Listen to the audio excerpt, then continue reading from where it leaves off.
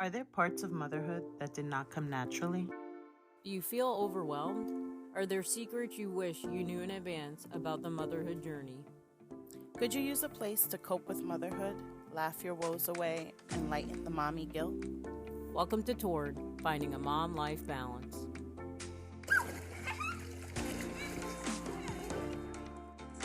Welcome to Torn, Finding a Mom Life Balance Beyond the Guilt.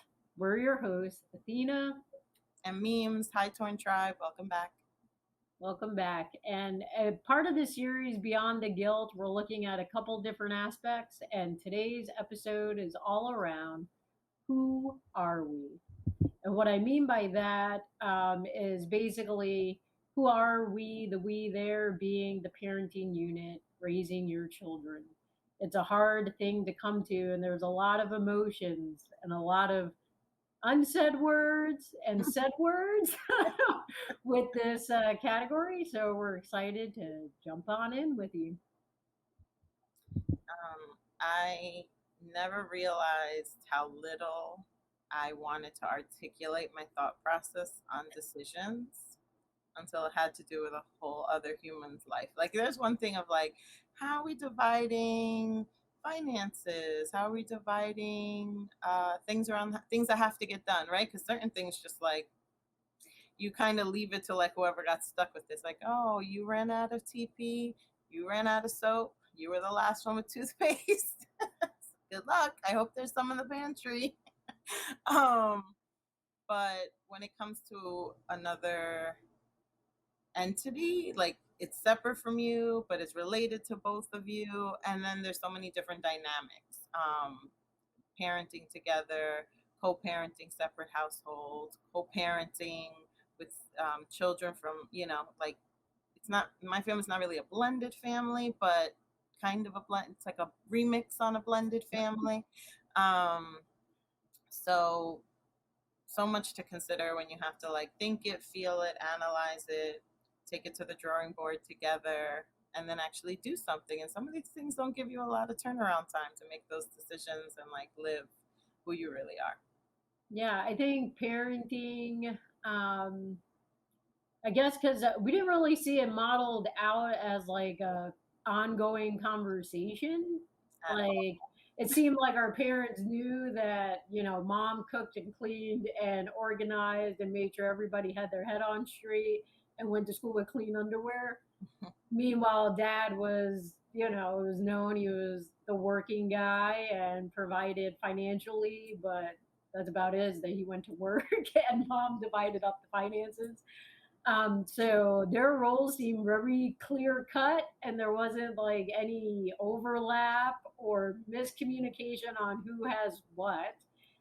So when I became a parent, I just thought, hey, you're just supposed to know, like, what do you mean you don't know that or or you're these naturally going to laundry co-sign basket do it? Yeah. what's coming out of my mouth, or I'm co-signing, but often I'm like waiting for you to finish that sentence. Like, where are we going? Like, what? Like, no, we're not making that agreement with her. Yeah, or by now, because I was already married for a bunch of years. So by then, when we brought home our child from Ukraine or even our first infant together, I was like, everybody knows by now, right? My sleep interrupted doesn't make for a nice Athena. So, of course, I'm not waking up in the middle of the night to change diapers. Like, we have to have a conversation about that. Okay. No, but I think even jumping in, Justin was 12. They already had a flow, and they had such a like dad and son, like their weekends were spent at baseball fields. And I'm just like, excuse me, Where do I fit into not gonna this? happen. I'm just like, what? And then I'm like, and then basketball happens during the year. I'm like, this isn't even like just a couple of months. This is like all year round. All our mind revolves around is getting to school, getting the things we have to get done, and then playing sports. I'm just like, oh, I have so many other thoughts because none of those things were in my day to day before being together. So yeah, it definitely, it's an adjustment. It has to do with your personality, like your sleep patterns, your mood, how you communicate when you Your have a hormones. because I do not process and then deliver my eloquent, reflected, thought out response that won't hurt people's feelings, and I don't have to, take my foot out of my mouth later. So when you're living it, and different scenarios bring it up, I think it's really interesting to just see that other level of your interaction. Yeah, definitely. So I think to name the guilt feelings here, Torn Tribe, that I often felt when like creating this definition around parenting, what type of parent am I alongside of another individual, and in this case, my spouse, Steve. The feelings that I often had that I battled was the guilty feeling of feeling I was parenting alone. I never liked having that feeling because I never wanted my spouse, I never wanted Steve to feel like I didn't think he was parenting because that's not true, right? Like he was fully invested. He was that dad that would get up in the middle of the night and do all the things that he knew I wasn't able to do. He definitely changed more Pampers for our infants than I ever did. And honestly, he's the type of husband that if he was able to breastfeed, he would have breastfed those children because he just knew he really enjoyed infant like that infant time period. He was like, "This is the best. They can just lay on my chest, and we don't have And to they run don't talk after them." back. I co-sign that. 0 to 12. Meanwhile, I was like, "Oh, I don't really know if I know how to hold him. He doesn't know how to hold his neck." Like I get squeamish. I'm all about like, give me the 8-year-old and above, and we'll do fine because they can at least tell me I'm hurting them or that I've left them behind. Like, hey, wait for me. I kind of do better around that. If you're too quiet, I tend to forget that you're even there. So so understanding those things, and then I would say the other guilty feeling that I had, because I am type A, we talk about this all the time on this podcast, and type A's are, I'm going to say it, we're controlling. If we can control it, we will control it because it allows for predictability and planning and less stress in our eyes. So I always fought the guilty feeling of being a controlling parent and worst of all, a controlling spouse. And I think that's really hard to battle with.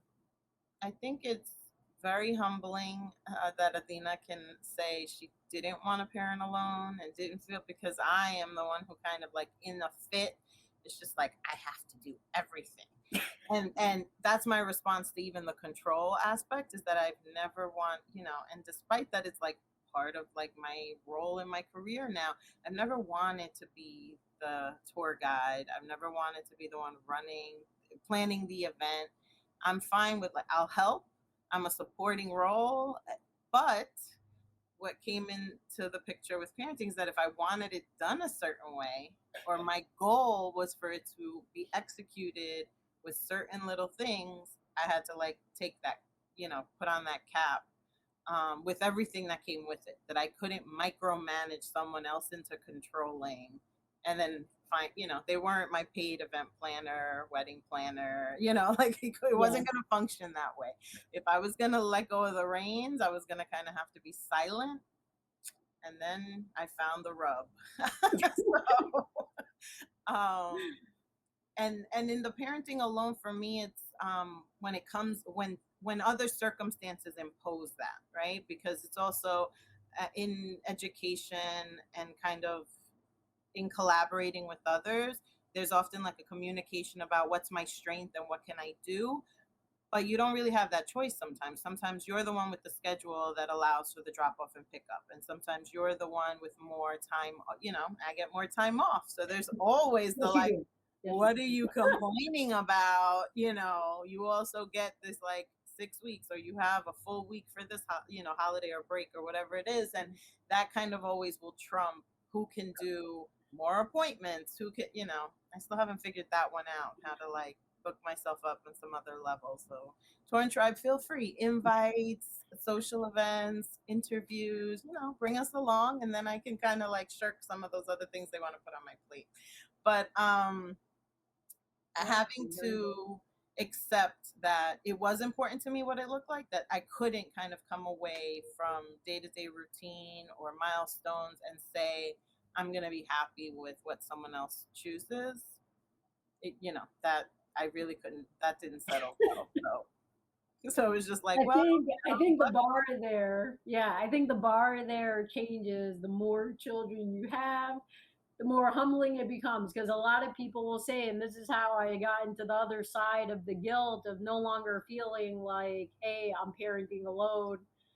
Not that this is a solution really, but the more children I had, the more control I let go, because I realized, hey, I'm one person and I just can't, and I just need to accept it for what it is. So getting to that place of understanding with my spouse, like our identity as a parenting unit, no longer just looking at it like we were talking in previous episodes, like who am I as a person and an individual, and what in this season I want to get out of it, but now like a joint view of it, and bringing in my husband along that ride of saying, hey, let's actually sit down, let's make time to sit down before we have another child and really carve out what does it mean to be our family? What are our priorities? What are our values? Because at the end of the day, I can walk in unity with someone if I know we're headed towards the same end goal.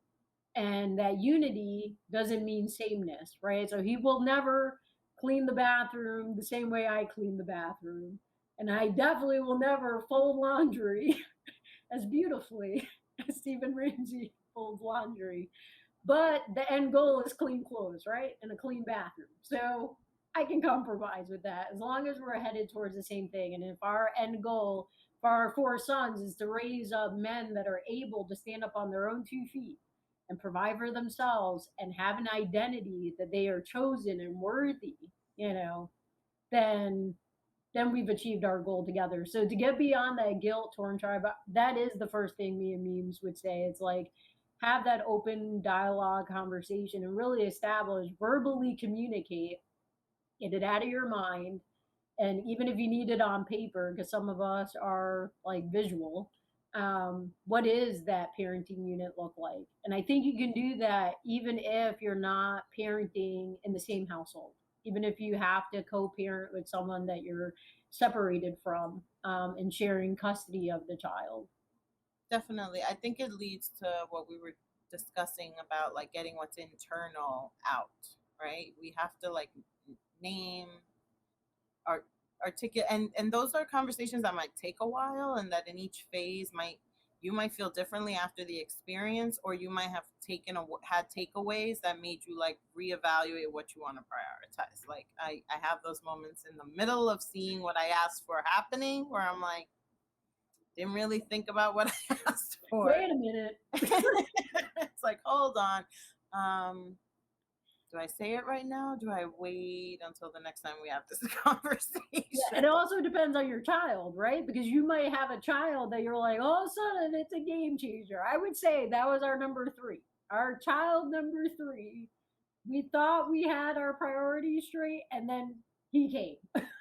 He was on the scene, and we're like, oh, we can no longer prioritize one-on-one date nights with our sons, right? Like Steve can't have a one-on-one son night with our oldest and then a one-on-one son night with our youngest, because now there's one more child and there's only two of us, and there's but so many weekends in a month, so but I think it also, I think you bring up a great point about like what your kid needs, because I'm also thinking of just the like the kids I have and the kids I know. I think temperaments can be different, and physical needs, like actual stages developmentally, abilities, which are things that to keep your partnership solid, you also have to like process and deal with your own emotions about what it's like when your child is like going through a difficult time, about to transition. Even my our recent one I can think of is like like Justin going to college and what that felt like, and even just graduations where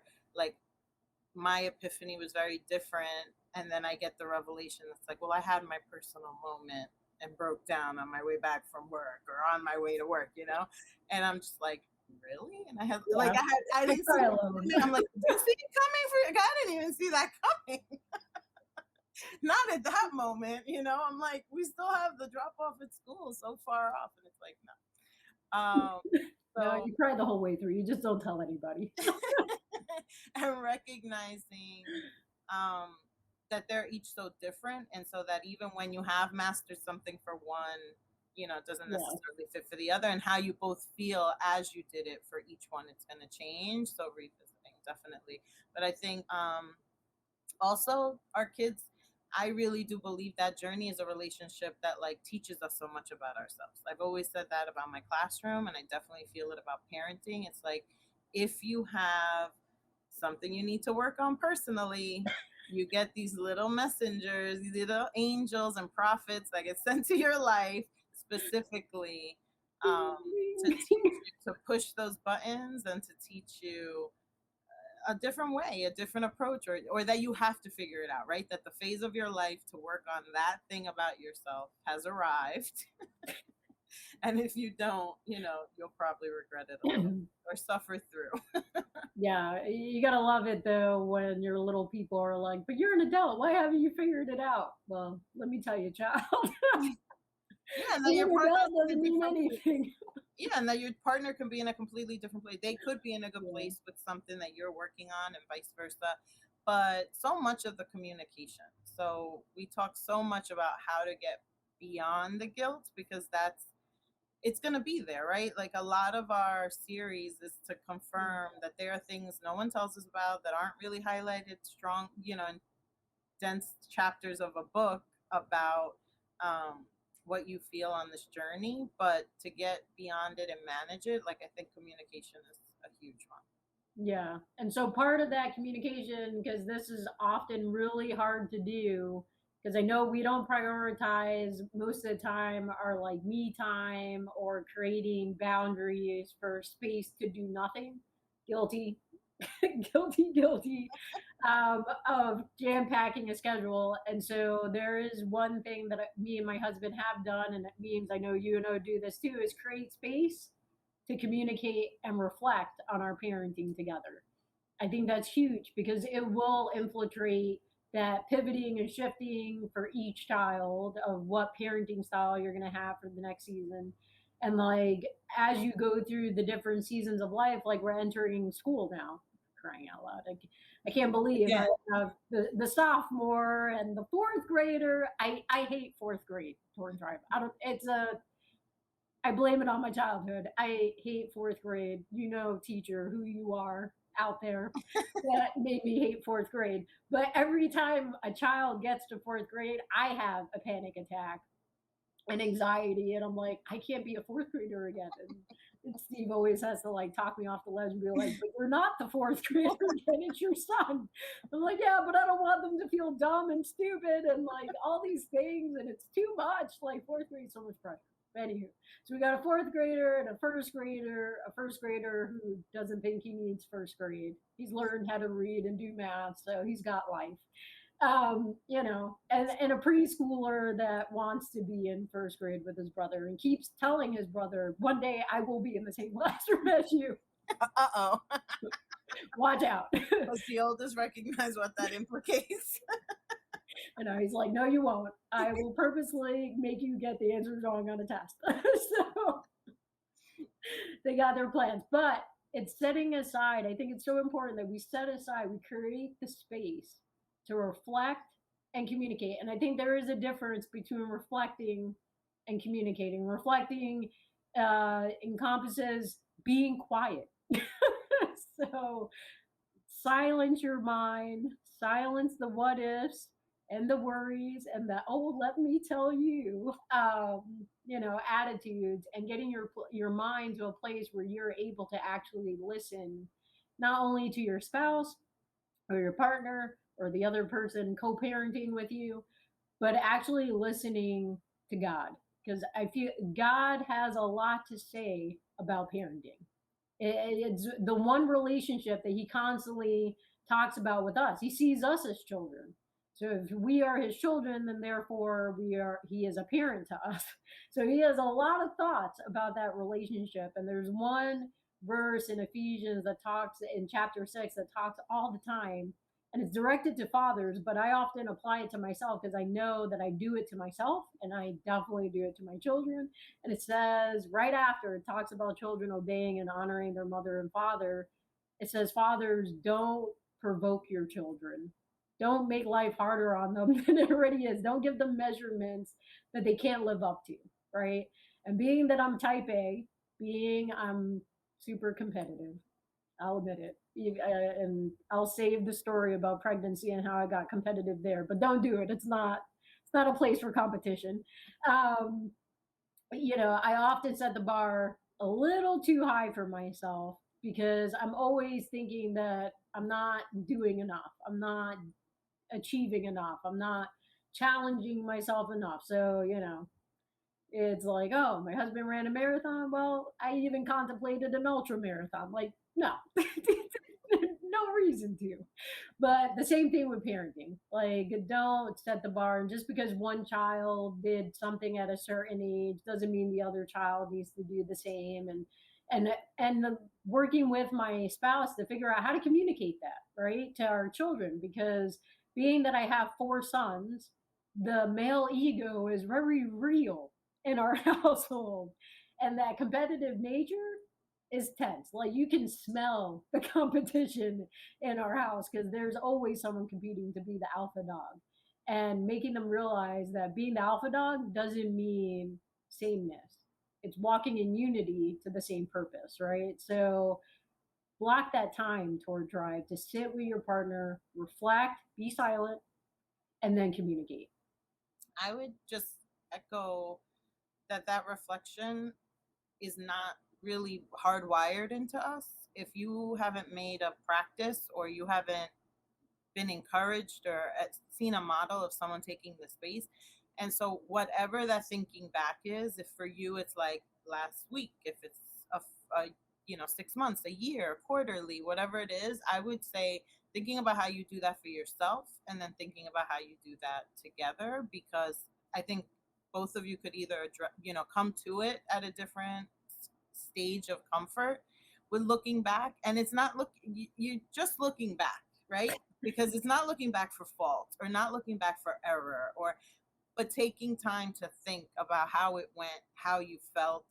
Because if you just keep going and you're in the rat race and you're just getting another thing done, then sometimes you're not making that other stage any different. And you could, if you just carve out a little bit of time looking back to, or how you made someone else feel. Because often for me, it's like we survived it, but how did we make each other feel through it, so that you can keep planning future phases together and have that harmony and have that joy and remember. And it's also that it's highlighting what went really well, what maybe you put.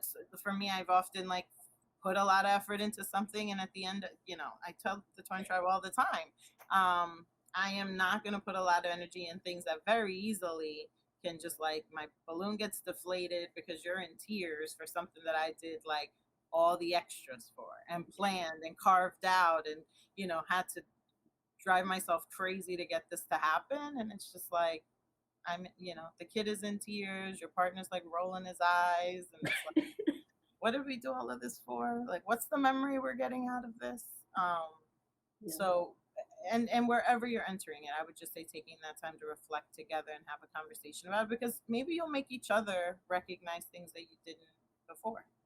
Yeah, and you recognize each other's strengths, with that, which I think leads to our third getting beyond the guilt thing that you can do, is that clearly communicating division of labor, but only after only after you have sat, reflected, communicated, figured out your guys' parenting style and how you want to go about that. Would I say approach the topic of division of labor?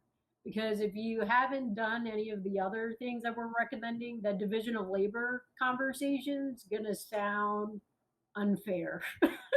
No matter how it gets divided, you're gonna feel Or like or I'm useless, signing up too right? much.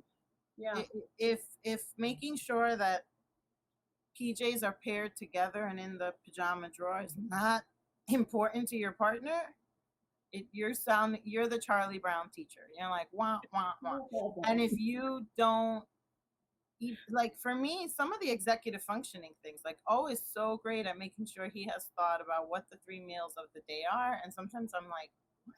I haven't even like, I didn't even think about breakfast for myself. It's like, and you're over here like, oh, while we're running around and doing this, this will be lunch, and and it's just like, good call. I'm glad you're here today. Thanks for showing up. Because and so having that reflection communication, so that the things that you are feeling unheard on, or that you want partnership on, or that you have to relinquish because you can't possibly do, being able to name like why it's so important to you and why you think it should still stay on the list of things you have to do, and that you're going to accept whatever it looks like. Take deep breaths and accept whatever it looks like. Or really banking on those strengths and trying to carve those times where your partner is focused on doing the things in the family with your child when you're absent or present, that are really their strengths when you can, and then you're leaning into your strengths and maybe your attention, if it's to detail or making the memory. you know I like the photos. I never end up in the photos, right? I want more photos I'm like, great memory. Wish Yeah. I was on the other side of the camera in that memory. Um, Yeah. to more serious stakes things, right? Like where you want your child to be educated, how you want them to treat their friends, what kind of meals you want to prepare for them and share, and skills that you want them to develop, their independence. And right, so if I'm asking you to reorganize the cabinet so that they can go grab their own things, or the fridge is set up a certain way so it kind of links to other things, so then it doesn't feel like you're just nitpicking where I put the string cheese, and it's really to kind of feed into other Yeah, things going on in our household. definitely. So those are our tips, Torn Tribe. Reflect, communicate, figure out what your parenting style is together, and then divide up the labor of love. Divide it up. So now for our favorite segment of the show, our men. Why don't you start today? What's mending you, Athena? What is mending me? Let's see. Music. Music has been mending me. I've been in this state of pause, whether I want it to be or not. That's just the way it is. And I've been listening to a lot of music. And there's one song called Lean Back, and it just talks about being put in a state of pause for a reason, and the person can't figure out what the reason is. So all they decide to do is to sit still and let it sink in. And that really spoke to my heart because sitting still it's not something I can naturally do because I'm just full of energy. Like when I'm told to sit still, I often want to just run and run for long distance. So the fact that that person in that song couldn't figure out why they were being asked to sit still, I could completely relate because I'm like, yeah, I don't understand this pause. I'm quite confused about this pause, but I will sit here until it sinks in. I just need to sit in it to let it soak. So that's what's been mending me is the sitting still and hoping that through osmosis it's sinking in. Well, Time for reflecting. pretty related, and then I'll share a little tip from my mend. I'm doing a 40-day kriya, which is early morning meditation with it's the lion's paw kriya, and you have your lion's paw stance and you lift over your head and you're like moving energy for your chakras. And interestingly enough, staying still in savasana at the end is what locks it into your cellular memory. So I would say sit with it and see what the pause and extended pause can actually do, because that, for me, it's my morning routine. What's mending me is like actually my body kind of clicking on and doing all the things that feed that, like going to bed at a set time, hydrating myself enough, contemplating it. Once it's in my head that like that's happening the next day, and it can happen anywhere from like sunrise through the day, but I have enjoyed like doing it first thing in the morning, even if it like makes my morning call to work a little tighter, like everything has to kind of fall in sync. it's been really worth taking that time, doing the breathing, feeling my body. And it's like a very intense, short motion, but feeling like that energy flow, because all it's been unleashing is like emotion. It's like something happens, and I'm already a crier, Now you lost me. but that's You had me until you said emotion. that's I'm the like, reason you want to run. That's the reason you want to run. And it's interesting because even though I'm emotional and I cry and I let those things out, something in, and I'm going to say like the last 18 months, probably like whatever the phase is, but the like being in one place has probably had me, and needing to show up for multiple things has probably made me put up certain walls to like not deal with certain emotions, because it was just like, there's no room for you right now. And so it's given that shift of energy has kind of shown me that as much as I, and that in my nature I am very mushy and emotional, I've paused that. I've paused it a little bit for whatever reason, and it's kind of like letting that go. Letting it out. Yeah. So Torn Tribe, I will let you know what gets locked in as soon as I figure out what's trying to get locked into me. But one thing that I have been saying is I refuse to be the weeping prophet. So I refuse to be a weeper. But You can there just have pour been a your lot love of onto us and we'll feel it. Yeah, definitely. So, Torn Tribe, we would love to hear what's mending you these days, how you've decided to figure out who you guys are as a parenting unit. We'd love to hear your feedback on that too. You can tell our folks how to stay connected with us. Yes, let us know what you're thinking about Beyond the Guilt. We are at Torn MLB on Instagram, Facebook, and Twitter. Please drop us an email to tornmlb@gmail.com. Thanks for joining.